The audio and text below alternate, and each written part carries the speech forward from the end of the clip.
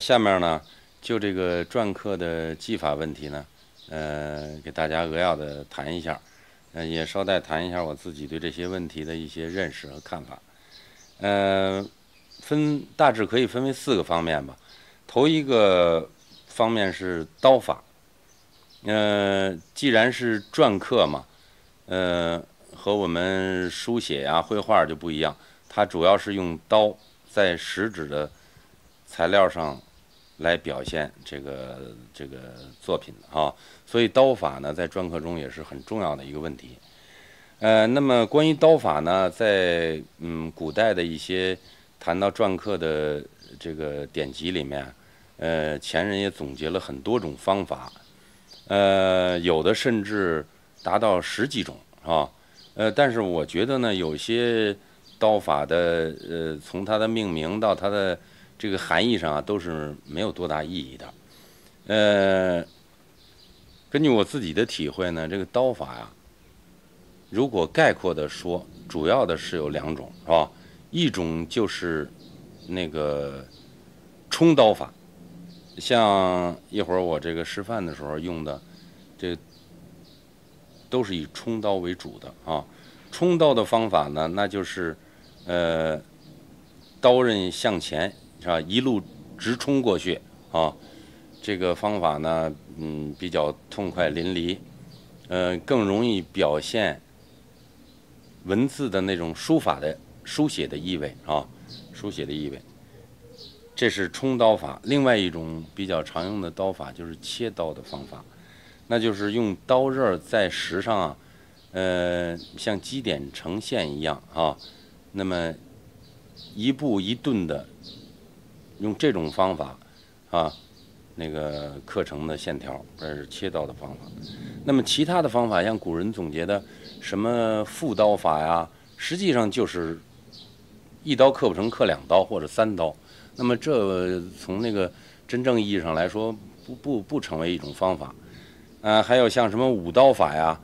那么它是跳舞的舞字了，就好像在这个行刀的过程中啊，左右摇摆，像舞蹈的姿势一样。实际这个我觉得也不能严格的说，也不能称其为一种方法，是吧？有时候实质坚硬，或者是我们要表现一种，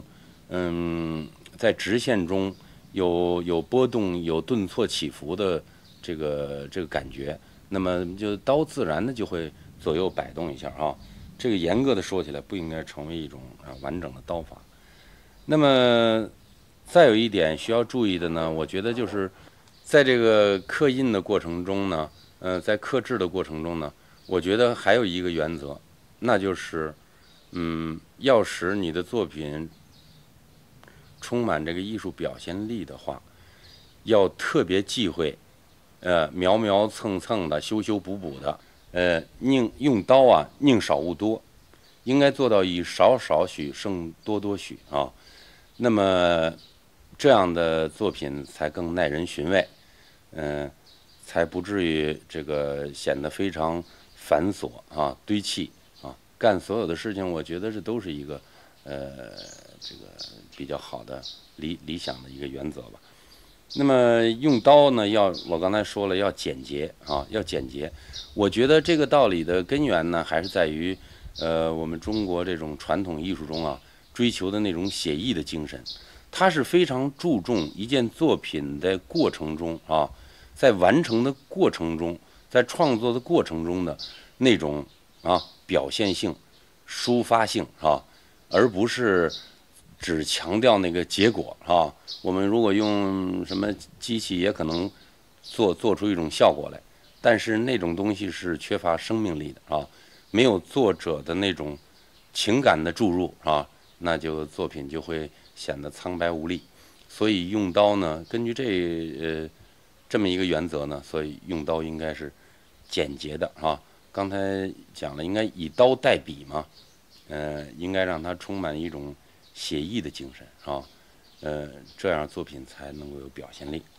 这是第一个问题。第二个问题呢，我想谈谈字法。所谓字法呢，就是我们怎么样把这个印文的字写好的这种方法啊。那么这个问题呢，我觉得在篆刻中啊，开始的时候不是第一位的，初学者可能以为这挺简单，我们从字典上找了一个字，把它拼凑起来几个字，然后放在印面里就可以了。但这只是非常初级的阶段，随着你的那个学习过程的深入啊，你会发现啊，这个字法，也就是说把这个篆字写的非常妥帖，非常好。那么这个问题逐渐的会上升第一位的，甚至它是决定你这个最后艺术了，都是要讲创造了啊，创造出自己的风格的时候，那么这个字法也是摆在第一位的至关重要的一个问题啊。可以这么说，只有了一个风格化的你自己的篆书的风格，才能有你这个篆刻艺术的总体的风格。如果你的文字都是从你的字的形态，这种造型特点都是从这个字典上直接搬下来，或者不同作者前人的不同的出现在不同印章中的字七拼八凑起来的，那么你不可能在这个艺术上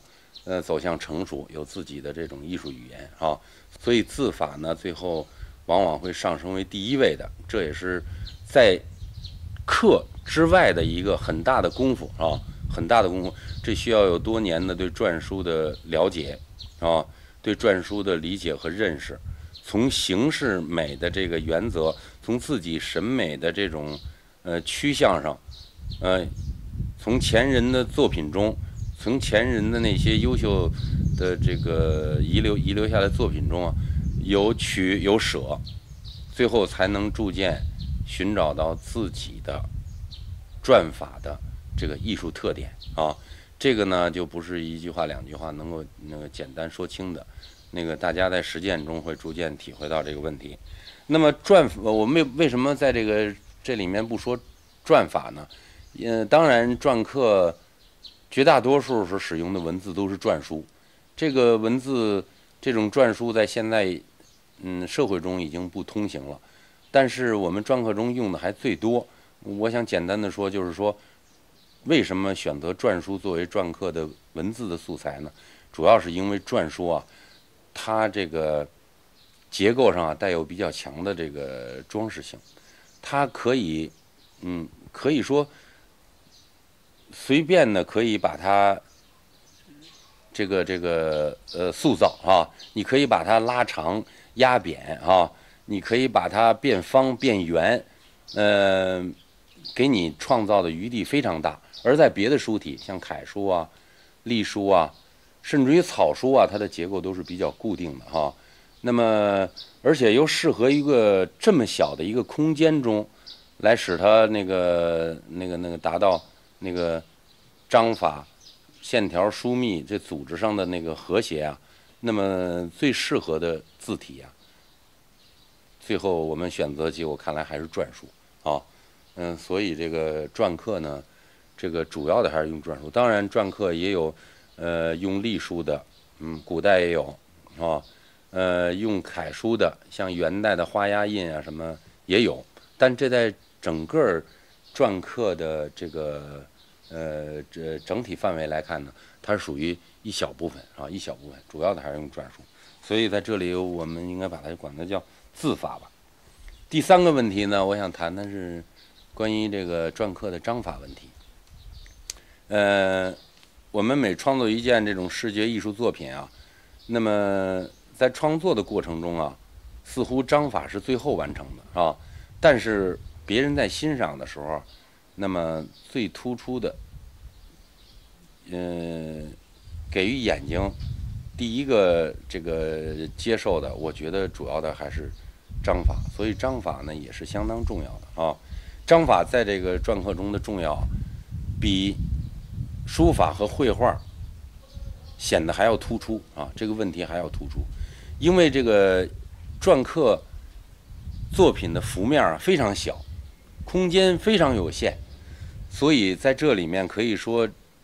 这个空间啊，真是不能说斤斤计较、两两计较了哈。那么说一毫米、一微米都要计较它的宽窄啊，这个距离呀位置关系啊都要计较。那么章法就是解决这些问题的啊。一个章法如果随随便便的处理的话，那么这方印章最终会失败的啊。尽管你的刀法再好，你的字法也是非常精彩，但是没有一个把握全局的章法的这个处理，那么这方印章最终还是不会成功啊。章法所要解决的呢，是这些字与字之间、字与边框之间，解决它们的这种，准确的说就是位置关系啊。所谓疏密、远近啊，它的距离、它的空间关系啊，这一点是非常重要的，这一点是非常重要的。那么前人在这方面呢有很多很好的经验。那么我们篆刻发展到今天呢，我觉得我们更主要的是应该从艺术的这个立场上去考虑这个章法问题。那个章法呢，那个说到底最终要服从你对你自己的这个风格的那种取向，应该是一致的。那么比方说，我想刻出一种比较雄强的啊，这种风格来，那么我觉得那章法也应该是很饱满的啊。那么字在这个小小的空间里也应该充满张力啊，也应该很饱满。如果我的风格取向是比较空灵的啊，比较舒展的，那么章法你所留的这个空白，也就是这个章法也应该是这样的啊。那个距离，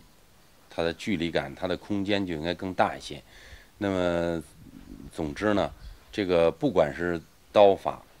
字法、章法，最终不应该是矛盾的，应该是你所采取的那种风格的啊，这个在这个基础上的最后是应该是一致趋同的啊，这样才能够更强烈的表现出你所要表达的那种艺术感受了啊，也只有这样才能够去感染别人。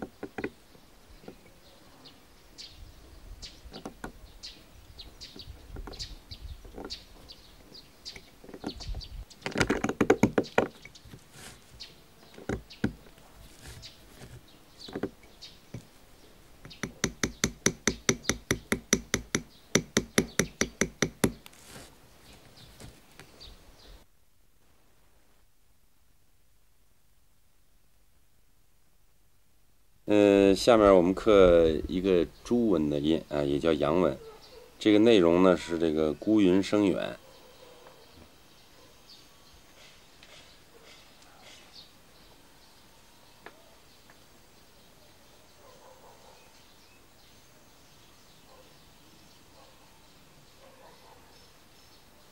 孤云生远。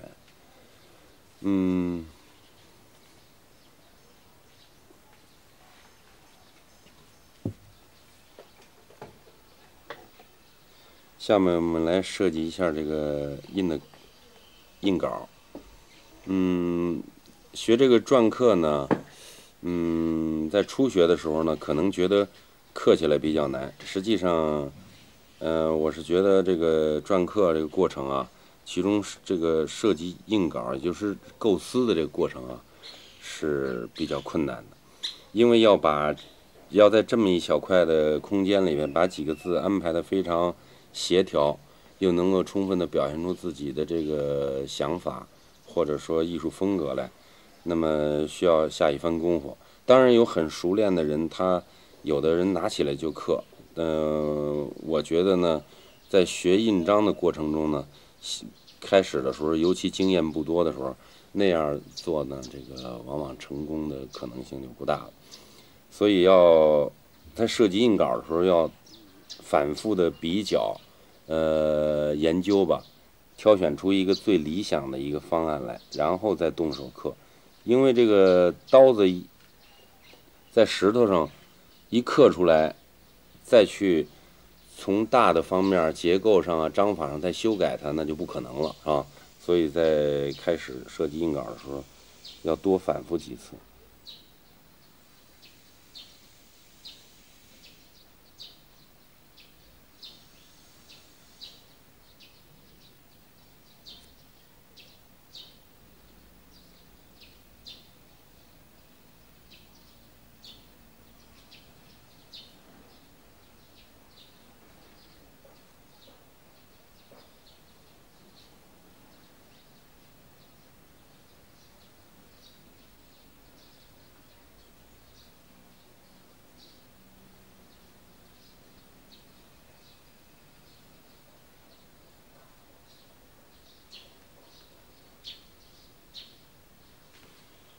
这个印稿呢，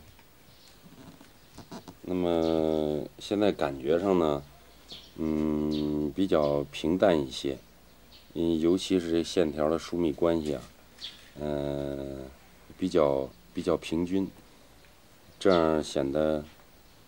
对比不够强烈吧，不够生动。这个篆书呢有很多种不同的写法，因为使用篆书的年代啊很长，在这几种书体里可以说是最久远的使用，所以它的变化和这个我们现在所讲的这种易写体的这种形态啊，都出现很多。这样呢，给我们这个篆刻印章的时候呢，提供了很多这个可塑性的东西啊。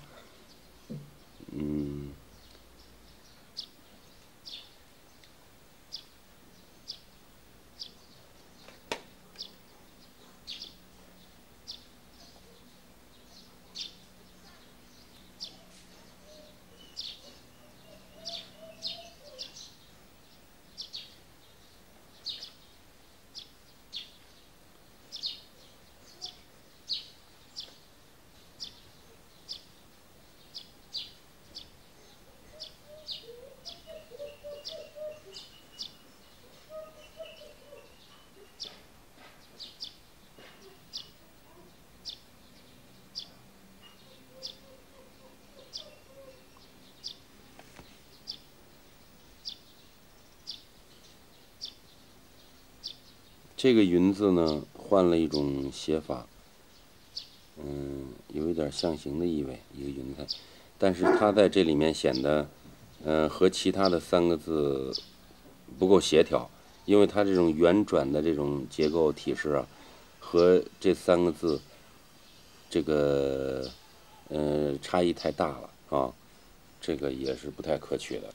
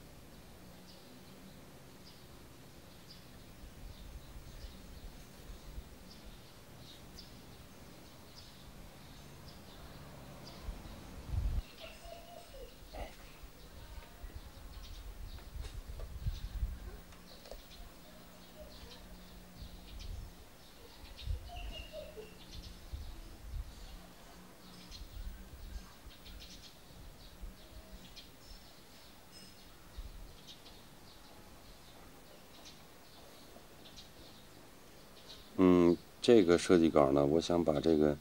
有一些复杂的结构啊，处理的简单一点。像这个云字这里面的几个点儿啊，有这样一种写法，就是在古代出现过这种写法，就是把它省略掉了。远字的这个走之儿比较繁复，现在呢，把它写成了一种最简化的这种写法，这样整个印面呢，我比较喜欢这种简洁的这种结构，这样的线条呢比较这个舒展，刻出来呢能够比较生动啊，我们现在初步就决定用这个，下面呢还应该把它很多具体的地方再让它进一步变得理想一些啊。现在这个白文的设计稿呢，我们就要考虑到这个问题，就是说在4个字之外有一个边框，这个边框呢不是随随便便就画上去的。首先要求它的线条的这种质感啊，或者它的这种形式上啊，要和4个字这个字的这个线条的风格取向上要求应该是一致的，当然也有人把字的线条刻得比较细，来一个很宽的边儿，像古代有这种古玺啊，这种风格都有，或者是印文比较粗壮线条，那边框呢比较细一些，是为了突出这个印文。总之呢，这个边框和印文要这个紧密的联系在一起来思考。那么在刚才说到这个设计稿呢，如果再进一步的使它这个完美一些呢，我们要考虑到很多问题，包括字与字之间的这个位置关系，也就是它的远近呀，它和周围的这个边框的这个位置关系啊，都要统统考虑在内。什么地方可以挨得近一些，甚至粘连在一起，什么地方应该远一些，都要做一个通盘的一个考虑。下面具体到包括这4个字的位置关系啊，我刻印章是比较想追求这种很生动的这种感觉。那么4个字的位置关系，如果是横竖对的非常这个呆板的话，也不会产生生动的感觉。所以现在我们考虑把右边的2个字稍微的位置向下移一下，左边的向上边移一下，这样使它产生一种更生动一些生动一些的感觉。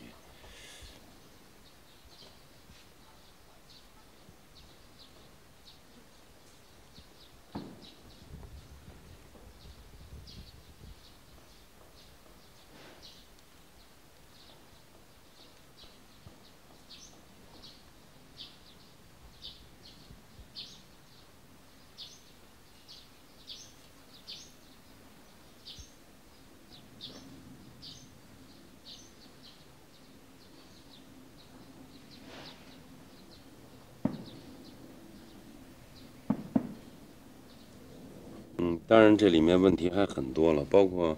比如这个字的结构的方圆呀、曲直啊、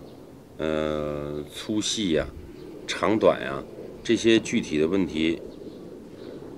都需要在设计印稿的时候都需要考虑的比较周全，这样我们在动刀的时候呢，就可以这个没有什么顾忌的，比较这个能够充分的发挥这个刀法的这种美了啊。现在我们把这个基本上比较满意的稿子呢，就把它写在石头上。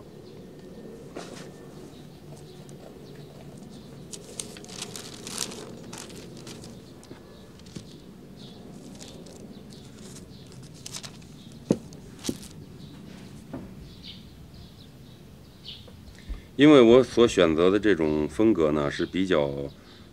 奔放的，追求那种比较奔放、比较随意的啊。那所以印稿尽管设计的很完美，但是我们写在石头上呢，也不要那个存在一种想象，就是说我写上什么样，刻出来就一分不差。这样的话，就把设计印稿和这个用刀来刻制啊，把它分裂开来了。我认为它是一个完整的过程，所以我们写的时候呢，还要留一部分余地。那个在刻的时候，真正在制作这方印的过程中，还应该留有一种创造的余地啊。如果我们把它写得十分完美了，那么呢刻的过程就等于是在自己在复制制作一个书法的作品啊，那个就跟篆刻的本意就不太符合了。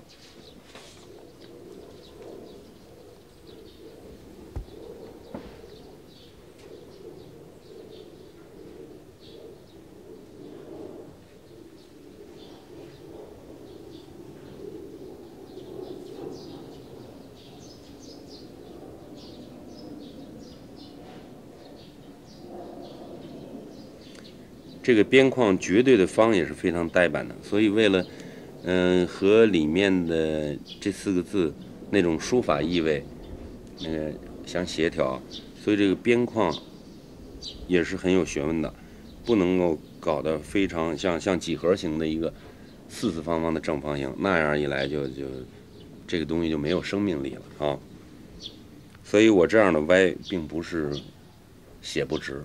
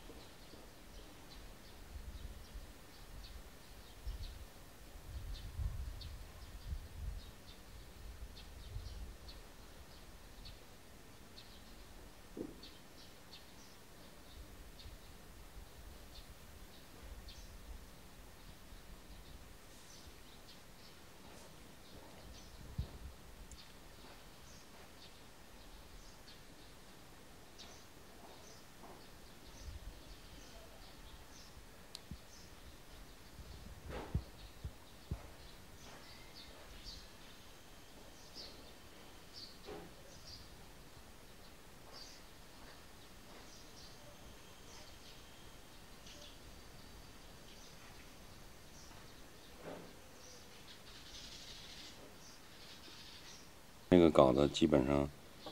就写好了，可以动刀了。那么朱文呢和白文呢，我觉得没有什么本质上的区别。现在只不过白文是把那个我们所需要的线条刻掉，现在是朱文是我们把这需要的这个现在这个黑的字的线条啊，把它留下来。用刀的方法呢，可以说没什么区别，没什么区别。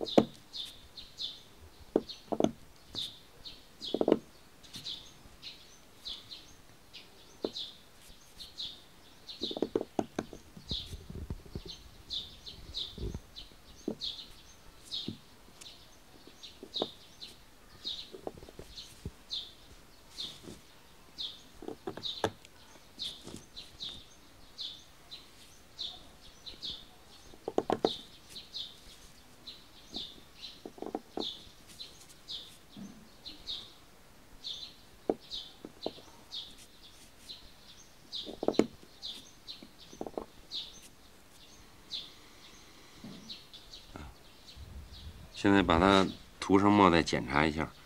因为刻完以后呢，当初写的墨稿和这个刻掉的白的这东西混淆在一起啊，看不清楚。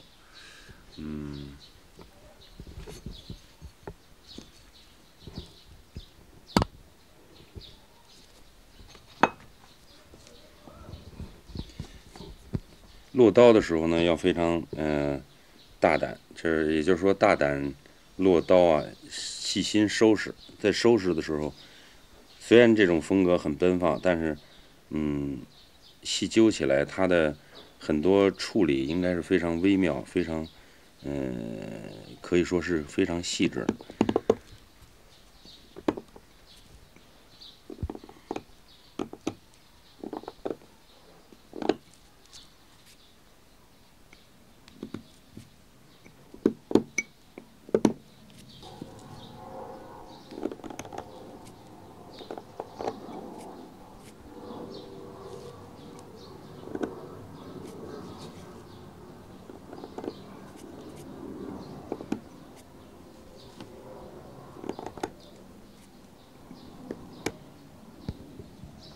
这个在做一些必要的修饰的时候呢，切记不能陷入那种很小心翼翼的苗苗补补的这种修饰的时候，这个用刀的方法呢，应该跟刻的时候一样的，自始至终呢，保持一种很很生动的那种刀法啊，不要变成在这儿修修苗苗的，特别谨小慎微的，那样和刚开始的那种自己的那初衷啊，就会不一致了啊。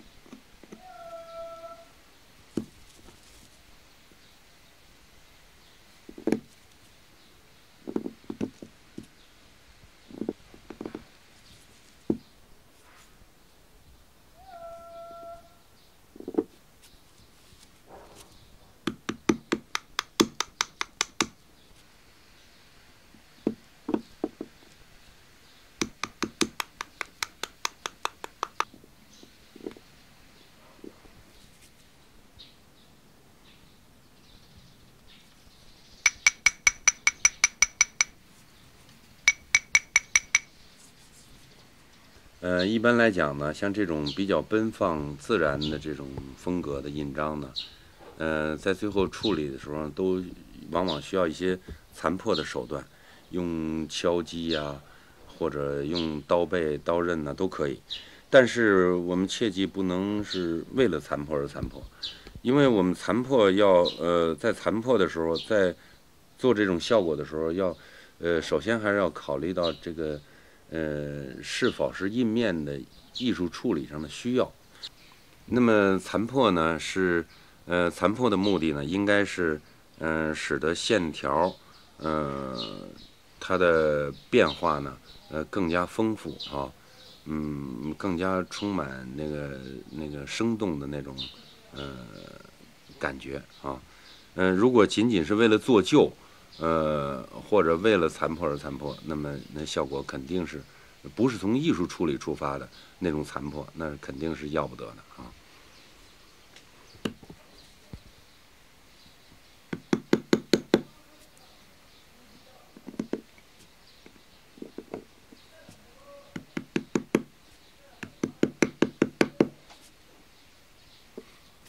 在刻制过程中呢，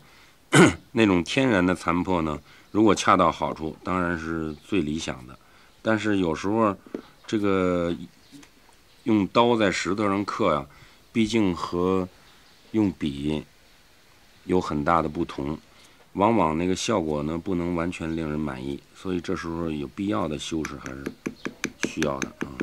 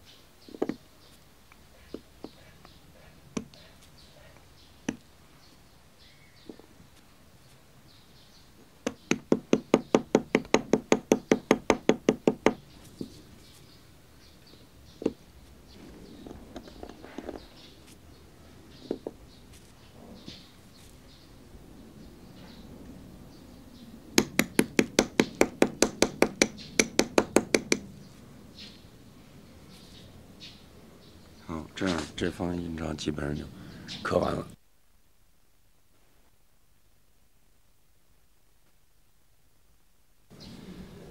刚才这2方图章已经刻完了，下面是刻这个印章的边款。这个边款呢，就像一幅字或者一幅画，做完了以后呢，还要落上作者的姓名啊，它的内容也很广泛，包括这个作品创作的时间呐，甚至地点呐，或者和给朋友刻的，可以刻一些和朋友之间的这个交往友情啊，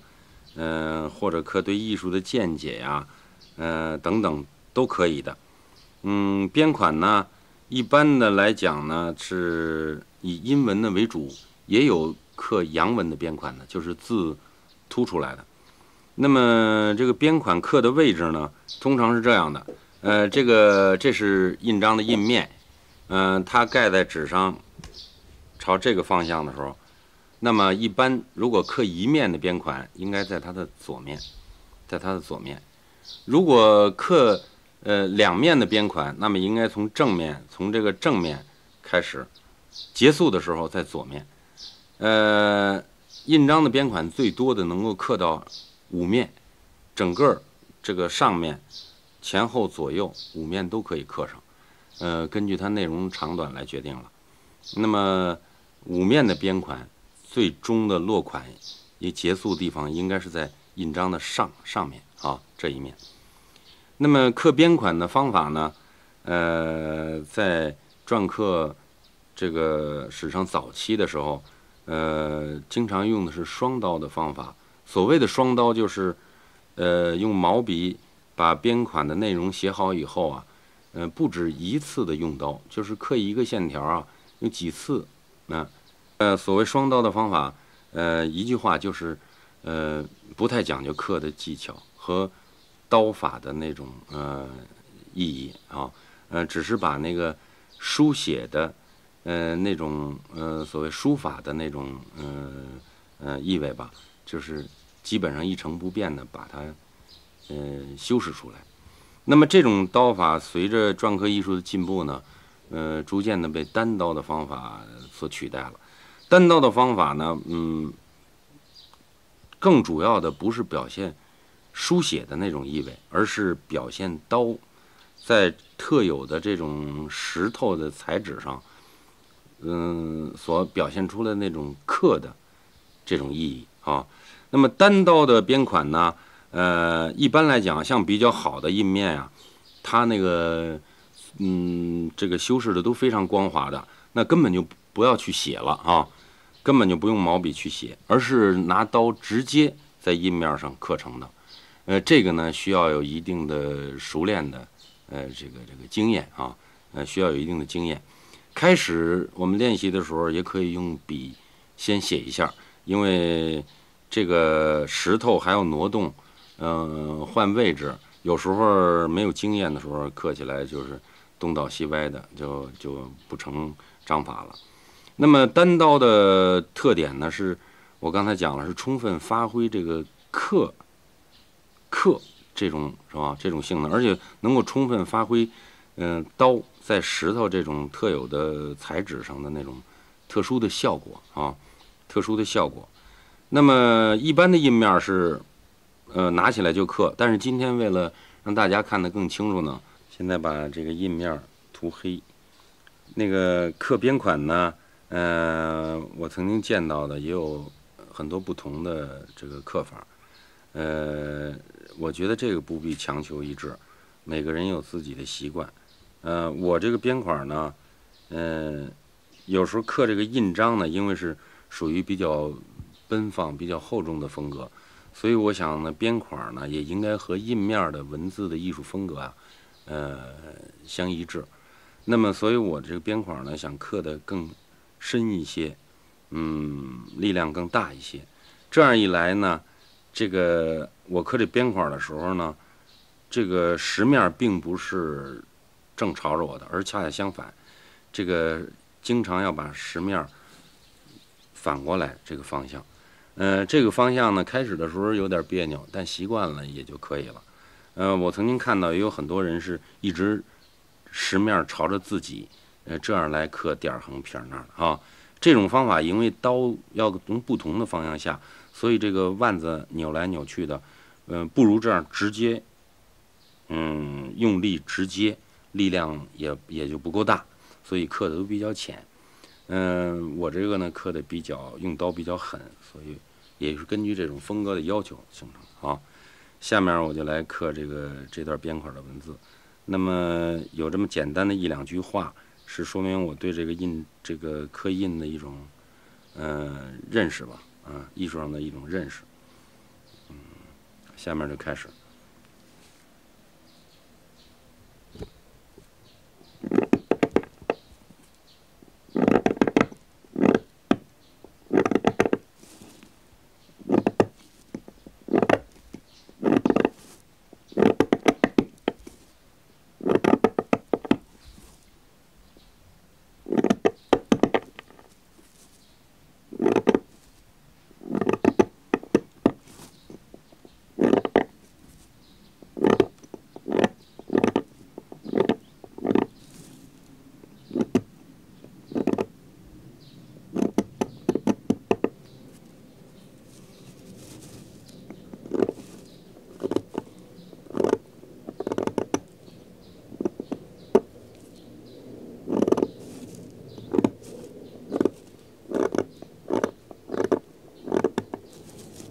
这刻的时候，这笔顺呢，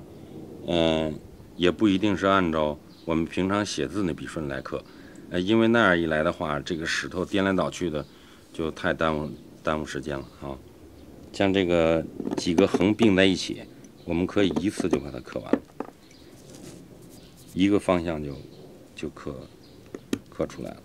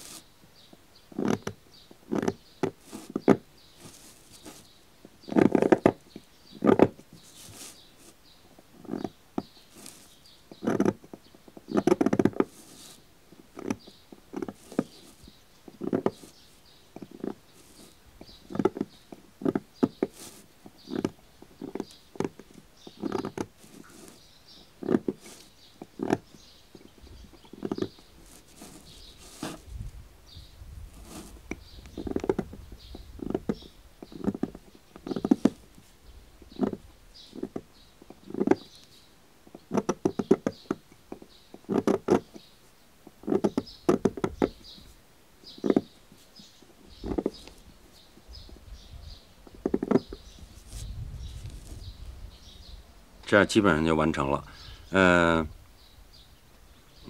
这个特点呢是基本上就是一刀，就像我们平常所说的这个，使刀如笔，就像用笔在纸上写字的道理是一样的。拓边款需要什么工具呢？首先是纸张选择啊，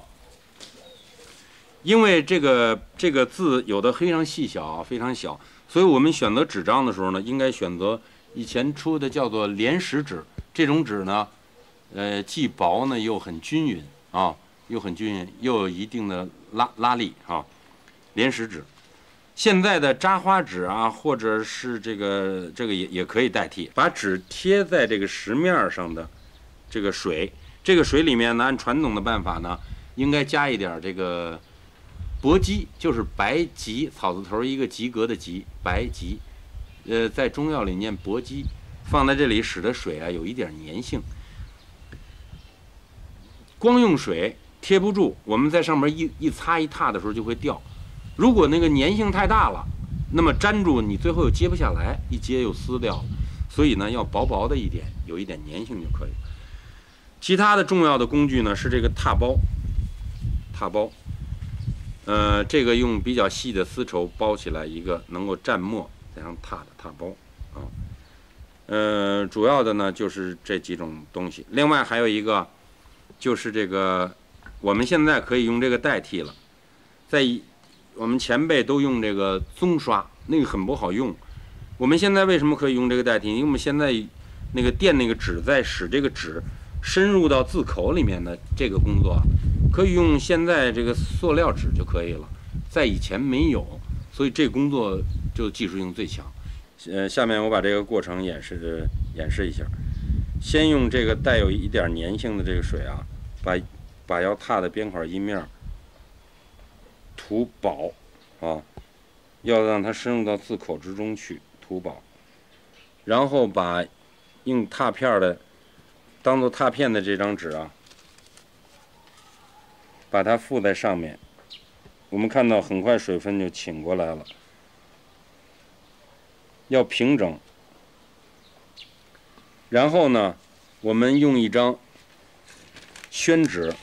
把这个多余的水分啊吸掉一些。用这张塑料纸啊蒙在上面，用牙刷呢纵横方向的，比较用力的刷一遍。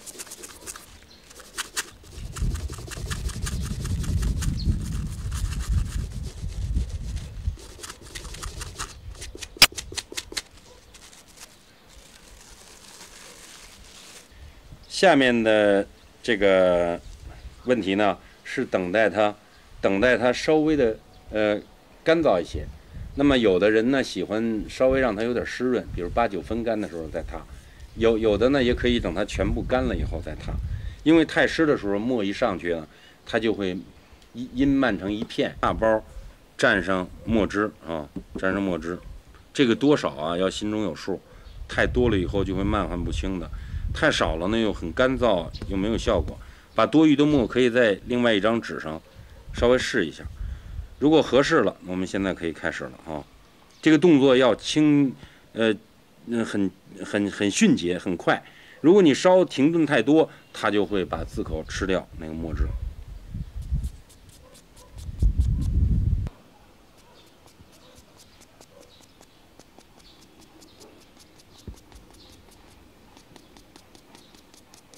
把它接下来，如果粘性太大，我们可以用哈哈气，或者是让它稍微湿润一点，就好接了啊。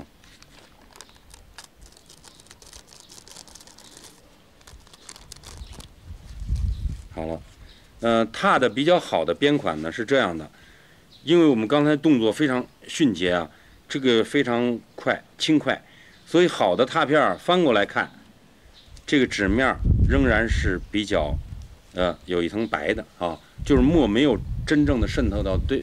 反面来，这是拓的比较好的。另外，周围要很干净啊，不能邋里邋遢的。